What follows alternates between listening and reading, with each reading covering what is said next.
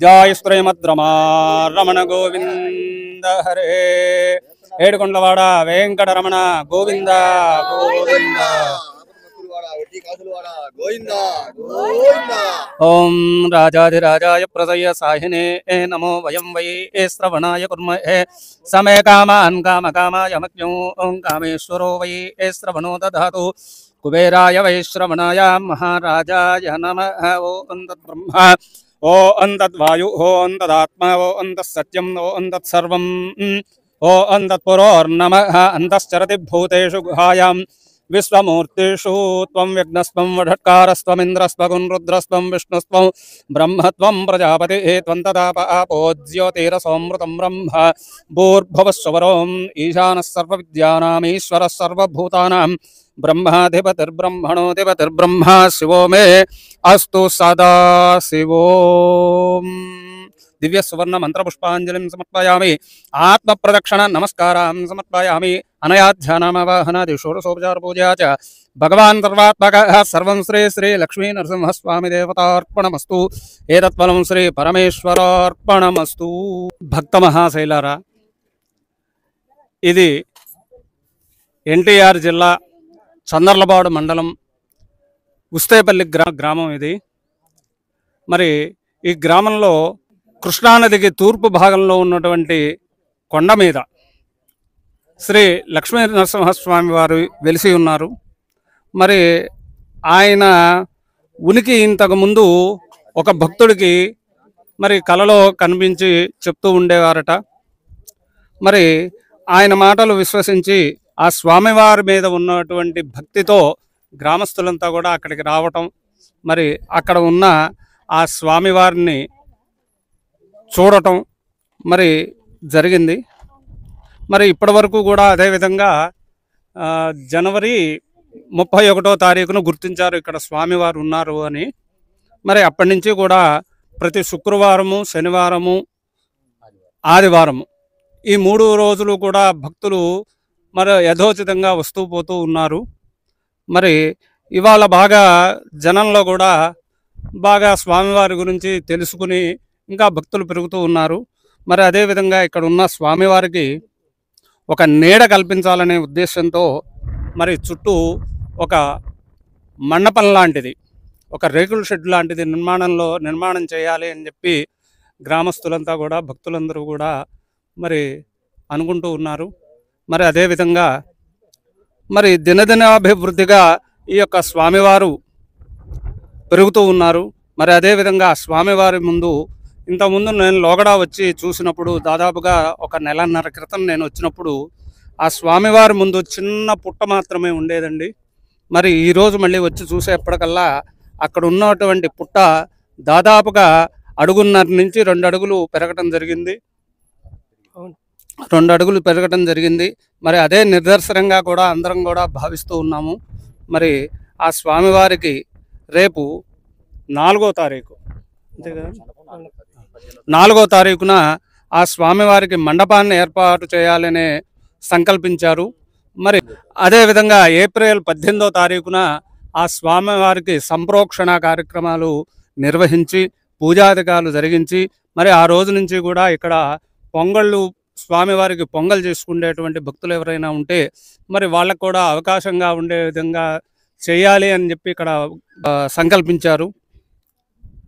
మరి ఆ భగవద్ అనుగ్రహంతో ఈ యొక్క సంకల్పాలన్నీ కూడా నెరవేరి మరి ఆ స్వామివారి అనుగ్రహంతో మరి ఇది ఒక పెద్ద పుణ్యక్షేత్రంగా వెలుగొందాలని చెప్పి ఆ భగవంతుణ్ణి ప్రార్థిస్తూ తొందరలోనే నువ్వు అనుకుంది నేను పూర్తి చేస్తానని నేను ఒక నరసింహ స్వామిగా, ఈ యొక్క ఉగ్ర నరసింహగా, జ్వాలా నరసింహగా, బాలా నరసింహగా, శాంతి నరసింహగా అడుగుతున్నాను.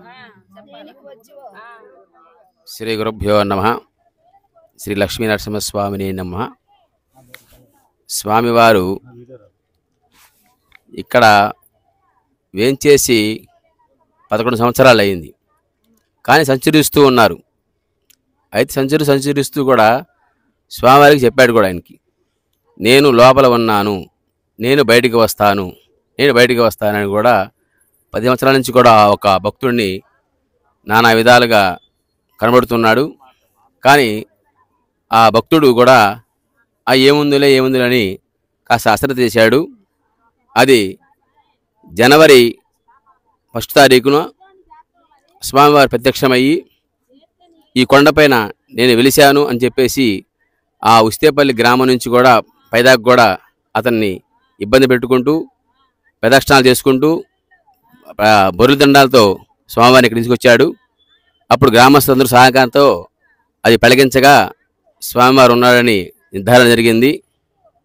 ఆ రోజు నుంచి కూడా భక్తులందరూ కూడా పక్కన ఉన్న గ్రామాలందరూ కూడా ఉస్తేపల్లి గ్రామంలో నరసింహస్వామి వెలిశాడని ఒక నమ్మకంతో ప్రతి వారం కూడా వస్తూ ఉన్నారు. అయితే స్వామివారి లోపల చేసి ఉన్నారు. అతను బయటికి రావడానికి చాలా టైం పడుతుంది. కాస్త మనం పూజా పునస్కారాలు చేసి స్వామివారిని శాంతిపరిచినట్టయితే స్వామివారు మనకి ప్రత్యక్షమవుతారు.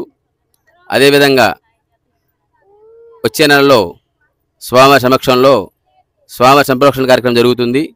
అదేవిధంగా స్వామివారికి ఒక నీడ ఏర్పాటు జరుగుతుంది. ఆ రోజు నుంచి కూడా ప్రతి శుక్రవారం కూడా పొంగళ్ళు చేయాలని గ్రామస్తులు నిర్ణయించారు.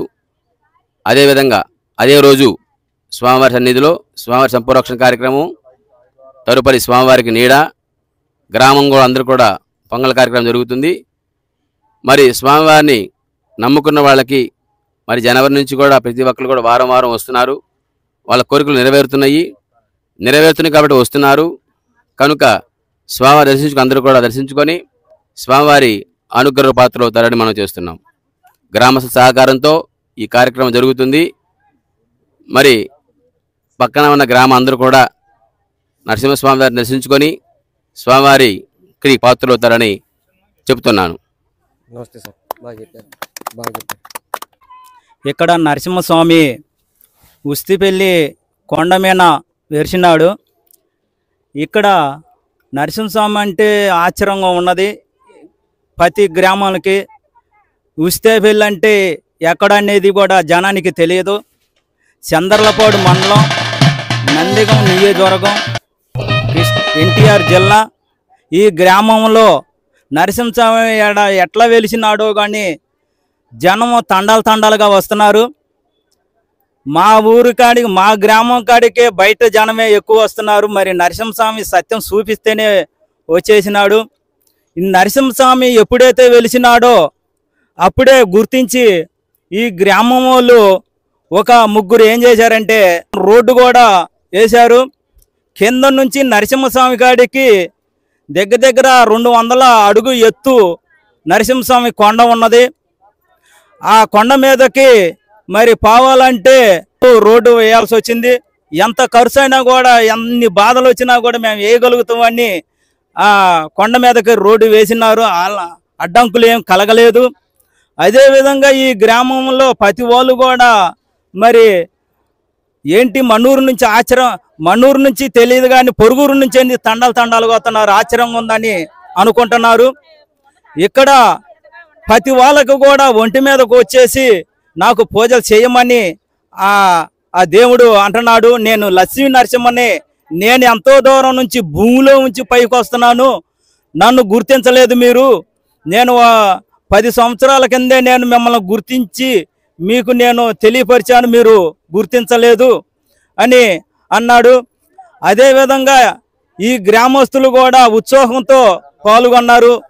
రేపు మరి స్వామికి మరి నీడ కార్యక్రమం, నాకు నీడ వెయ్యాలని స్వామి అడిగితే ఆ నీడ కూడా ఏర్పాటు చేశారు. సంపంచ కార్యక్రమం కూడా 18వ తారీఖు ఏర్పాటు అవుతుంది. వచ్చిన వాళ్ళు ప్రతి వాళ్ళు కూడా పాలు పంగలు పంచుకొని ఉంటారు.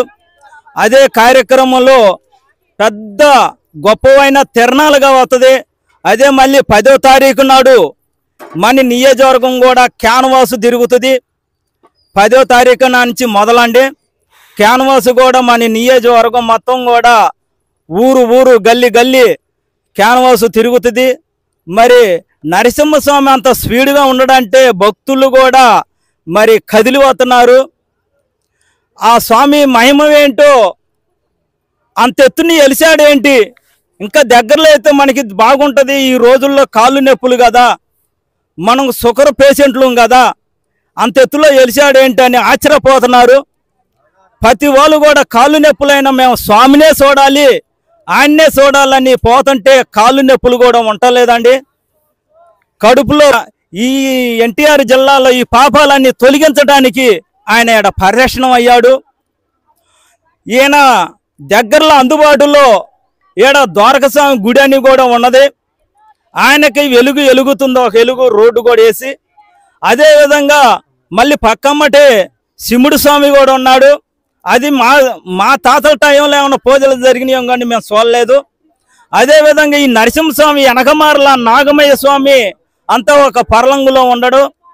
మరి ఆయనకు పూజలు చేసి జరిగింది మాకైతే తెలియదు. కానీ నరసింహస్వామి ఉరుకులు పెడతా కూడా జనానికి ఈ ఎన్టీఆర్ జిల్లాని ఉరుకులు పెట్టేస్తున్నాడు. అందరూ కూడా నాకు బాధలు తొలగినాయి, నాకు కష్టాలు తొలగినాయి, నరసింహస్వామి ఎక్కడ ఉండడని ఎతుకుతుంటే ఏడకొచ్చారు కళ్ళు తిరుగుతున్నాయి. ఆ కొండను చూస్తే ఇంత దూరంలో కూడా ఆయన వెలిసినా కూడా కాళ్ళు నొప్పులతో వస్తున్నారు. ముళ్ళు అనుకోకుండా కంప అనుకోకుండా అంతా వస్తున్నారని నేను కోరుకుంటున్నాను. ప్రతి వాళ్ళు కూడా ఇక్కడ ఏట మరి వారం వారం పాలు పొంగటానికి 18వ తారీఖు నుంచి జరిగిద్ది. మరి 10వ తారీఖు నుంచి క్యాన్వాసులు జరుగుతాయి.